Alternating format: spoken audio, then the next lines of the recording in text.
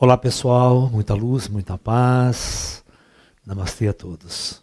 Dando continuidade então, vamos falar hoje sobre como os espíritos, dos animais desceram até a densidade da matéria. Então a primeira coisa que nós temos que entender é como esses espíritos foram criados. Eles foram criados exatamente como nós fomos criados. Quem assistiu a aula aí anterior que eu falei como nós fomos criados e como nós descemos até os planos densos da matéria para viver uma experiência para a consciência, a horda dévica também. Então é muito importante que vocês entendam o seguinte, vamos lá.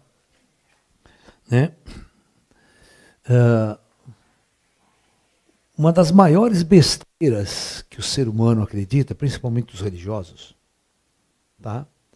É acreditar que o homem é o must da criação. É a melhor coisa que Deus já criou. Coisa mais avançada, a melhor coisa. Tá? Imagina é pior, né? Então, na verdade, de uma vez por todas, hoje nós vamos acabar com essa merda. E nós vamos simplesmente entender, como na postura dos indianos, que os indianos vê Deus em todas as coisas. O brahmanismo vê Deus manifesto. Brahman está manifesto nos animais, nas plantas, em tudo que existe, em toda a natureza. O Einstein que falava assim, as pessoas perguntavam se ele acreditava em Deus, Ele falava assim, qual Deus? Ele falava assim, eu vejo Deus em todas as coisas, no sol, nas estrelas, na manhã, na chuva, na neve. Tudo isso só pode ser criação de Deus, E ele falava uma coisa muito interessante, No seriado, o cara pergunta se ele acredita em Deus, na hora que estava entrevistando ele lá, Ele fala assim, olha, o senhor acha que Deus criou o universo? Ele fala, eu acho que sim, Não pode ter sido outra coisa tão perfeita que é o universo, O meu papel, é só entender como é que ele fez. Ou seja, tentar entender como ele fez, Por que essas leis funcionam? Tudo funciona, entender essas leis da física, que é exatamente como Deus faz o universo funcionar. Então, vamos tentar entender o seguinte. Uma coisa muito importante que a gente já vai começar desde já. Parte aqui, vamos chamar de o divino, Deus, que vocês estão acostumados com a palavra Deus. Então, vamos imaginar que dessa parte da consciência divina vai descer até os planos físicos da matéria, superfície do planeta, vamos por a Terra, com horda humana. Então os humanos vêm desde lá de cima se envolvendo cada vez mais com roupas mais densas em cada universo até chegar no plano denso da matéria. Então, é claro que essa consciência ela vai se subdividindo em mônadas cada vez menor, então chega aqui embaixo, existem bilhões e bilhões de almas humanas. Ok? Mas, antes de sair de Deus, é isso que é muito importante. Por que Deus criou tantas estrelas e tanta galáxia? Porque ele queria viver experiências diferentes. Se você vê tudo igual, faz uma só. Entendeu? Faz um planeta só como nós, aqui só tem Deus, só criou nós e o resto é para enfeitar o céu, entendeu? Então, na verdade, a multiplicidade da grandeza do universo também serve para Deus se multiplicar em muitas formas variáveis de se manifestar e viver uma experiência consciencial. Então, a horda humana, a linhagem humana, ela já é projetada desde lá de cima para descer de um jeito. Eu vou mostrar para vocês que não dá para misturar as coisas. Que as pessoas ficam achando que do mineral, depois para o vegetal, depois para o animal, depois para o ser humano. Isso é bobagem, isso é coisa que ele não entende nada. Então, agora, nós vamos entender que lá de cima também, uma horda de espíritos, uma parte da consciência divina vai descer de um outro jeito completamente diferente. Já lá de cima o projeto é diferente. E eles vão se manifestar em superfícies planetárias como a horda Dévica.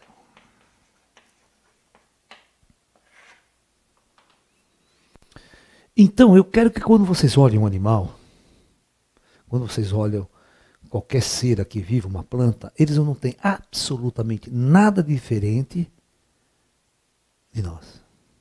Eles não são nem menor, nem tampouco maior.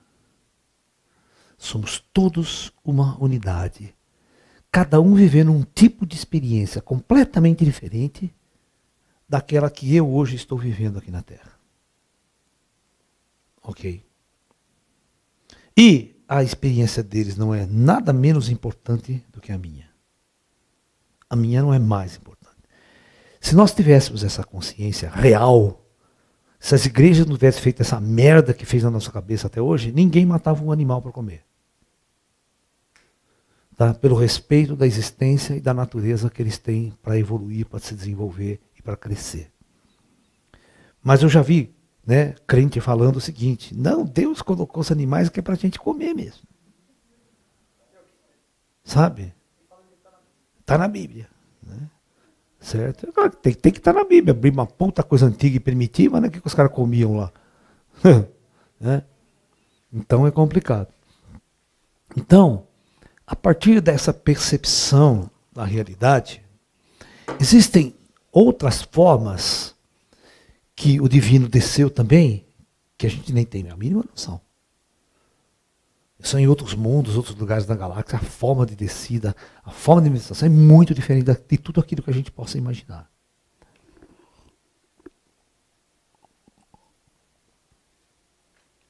Né? Então, é o seguinte, nesses níveis mais evoluídos, nos níveis mais altos das escalas cósmicas, né, logo após abaixo de Deus, nós vamos ter, né, a chamada horda de controle. Nós vamos chamar... Então, esses vão estar no controle de toda a manifestação no universo. Tá? Então, aqui é o início da federação. Tá? A federação, ela é um nível de consciência para coordenar a experiência de todas as formas de vida que vão se manifestar nas densidades abaixo. Tá? Então, toda a descida de todas as raças que existem hoje aqui na Terra do Reino Deva é projetada e calculada aqui em cima. Entendeu? Então, eles vão... Então, vocês têm que entender que toda a ciência, todo o conhecimento das leis físicas do universo já existe aqui. Você está entendendo? Por isso que todos os grandes mestres nos ensinam uma coisa. Você quer saber todas as coisas? Você não precisa ficar se matando, estudar física, matemática, geografia, estudar tudo. Você tem que se conectar. Quando você se conecta com Deus, porque você é parte desse Deus, o conhecimento, você absorve o conhecimento. Conhecimento é uma absorção daquilo que já existe. Conhecimento não é uma invenção do homem. É um acesso a um nível de informação. Você está entendendo? Por isso que, né, Carlão, você assistiu aquele filme da vida daquele matemático indiano, né? Ramanujan, né? Ele era muito religioso, o Ramanujan ele era muito religioso, né? E ele era indiano. E você tem que entender que ele era tão pobre, que ele dormia no chão na casa dele na Índia. Chão duro, né? Uma casa de pobre mesmo. E aí esse cara vai... Ele nunca estudou em escolas assim. Ele estudava tudo sozinho. Ele é um autodidata. Tá? E aí ele começou a mandar uns papers dele, uns artigos dele para a Inglaterra. E os negros lá gostaram, mandaram chamar ele para fazer um teste. E ele era fudidíssimo, ele sabia pra caramba, né? Até mais que os professores dele lá. E aí ele recebia, como assim, intuitivamente, ele recebia as equações. Você está entendendo? Então, isso é uma prova para que vocês entendam de que é só estabelecer uma conexão, se você quer aquilo, né, naquele momento, você quer ser matemática, quer ser física, ou qualquer outro campo, música, a mesma coisa, você estabeleça uma conexão. É a mesma coisa que eu poderia até fazer uma coisa melhor. Né? Essa conexão não é com o Deleuze, a conexão é com o Djar. Entendeu? A máquina, eu quero que vocês entendam que a máquina é uma criação de uma inteligência que vocês não tomam. São equipamentos que ajudam no controle de toda a experiência, né, da alma aqui na Terra. Então, é como se você entrasse no Google. O Google é um arquivo de informações, certo? Tudo que você precisa saber, você vai consultar o Google, não é? Imagine chegar a um nível lá no futuro, em que a consulta do Google se dá telepaticamente. Eu só paro aqui e faço assim. E a resposta me vem.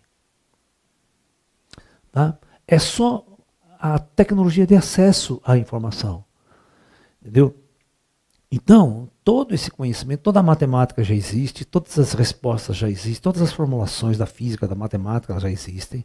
O universo foi feito, ele foi criado. Sabe? Ele foi criado por essa inteligência que sabe tudo de matemática e física. Agora, como você vai escrever isso? Qual a linguagem que você vai usar para fazer isso? É onde você está, o nível que você se encontra, nível de diálogo que você tem com as pessoas. Num nível mais avançado, você não precisa usar essa linguagem matemática. As pessoas estão interagindo de outra forma. Aqui que as pessoas ficam lendo a equação, aqui para entender o que o outro quer dizer. Né? Num nível diferente de informação, você não precisa disso. Então, na verdade, tudo está lá pronto no divino. E nós somos, a consciência manifesta em eu, em você, no gato, no cachorro, elas são partes dessa inteligência avançada. Né? O que o Criador faz nessas leis onde nós estamos é limitar a nossa capacidade de acesso a essas informações mais relevantes. Né? E o que acontece? A gente se sente uma consciência isolada dentro de um corpo, solitária, vivendo a experiência desse mundo sem entender quase nada sobre ela. Né? Mas, na verdade, é só uma sensação particular de cada um de nós. Os mestres rompem isso e estabelecem a conexão, que nunca foi perdida, na verdade. Por exemplo, o Djar está conectado com nós, é nós que não conectamos. Tem uma coisa muito interessante, né? Que diz assim, eu não sei aonde Deus está, mas Ele sabe onde eu estou.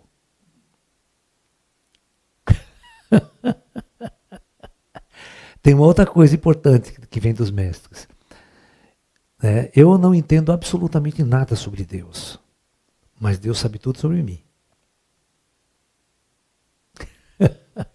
Então, quando você observa por esses ângulos, né, quando você começa a observar por esses ângulos, você tem que começar a olhar a natureza, ela tem uma perfeição, cara. Se você mexe numa coisinha na natureza, você dá zebra. Então, vamos contar a história da Terra e a descida dessas almas. Então, chega num nível no astral superior que, né, todos os projetos. Deixa eu desenhar a Terra que fica mais fácil. Porque nós vamos analisar na Terra, né? Porque senão fica difícil vocês entenderem como é que a coisa funciona.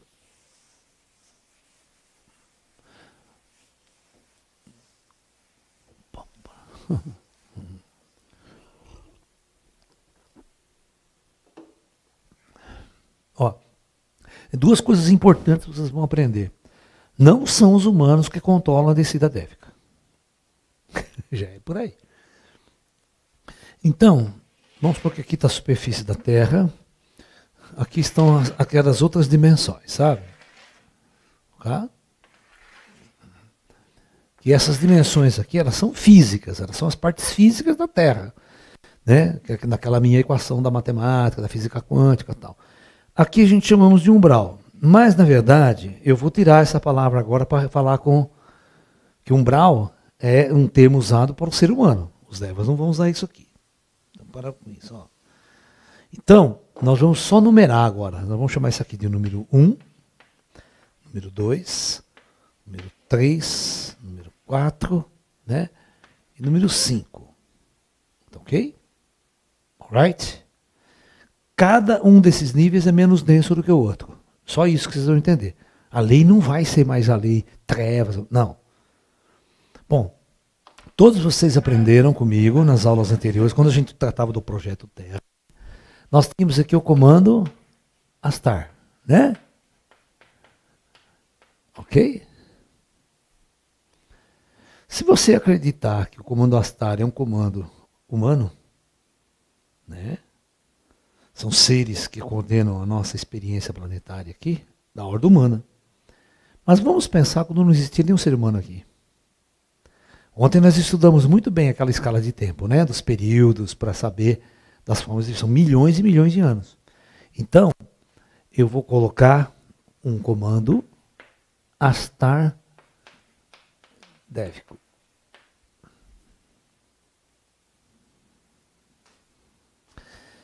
Vocês têm que entender que da mesma maneira que seres humanos ascensionados são muito inteligentes e manipulam tecnologias extremamente avançadas, você vai pensar agora na ordem evolutiva dévica. Por exemplo, um planeta como a Terra, antes de sermos chegar aqui, era um planeta dévico. Né? Aqui, quando todos os animais estavam vivendo aqui na Terra, naqueles períodos antigos, que duraram milhões de anos, eles também morriam e iam para o astral. Tá? Então, existiam toda uma coordenação nesses níveis aqui, ó.